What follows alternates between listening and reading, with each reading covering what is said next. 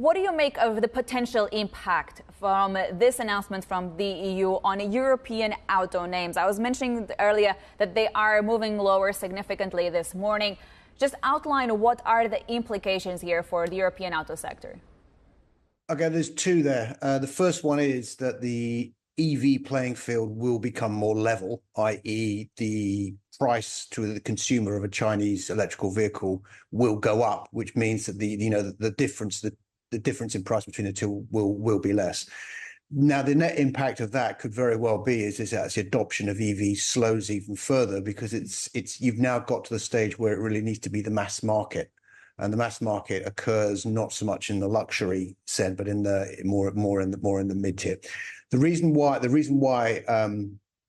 I think the European OEMs are suffering is because there's obvious fear of reprisal in China. Now, China is the world's biggest auto market, and an obvious move to make by the Chinese would be a retaliatory strike, increase import tariffs of European vehicles into China, which could then very much further hurt their prospects in the local market. And I suspect that's why you're seeing somewhat a counterintuitive reaction.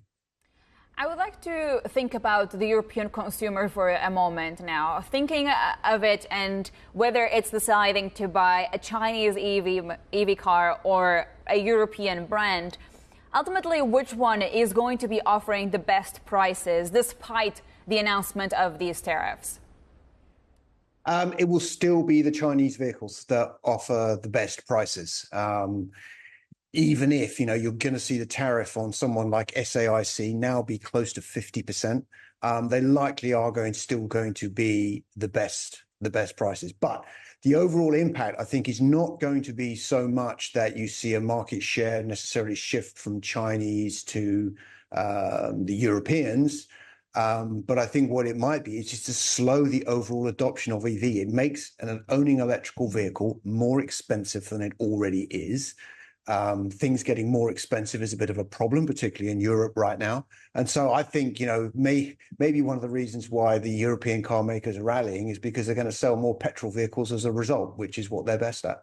Interesting.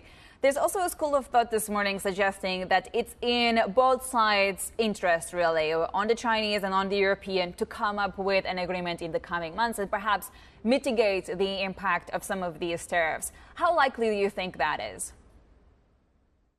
Given the geopolitical environment, I think that's probably quite unlikely.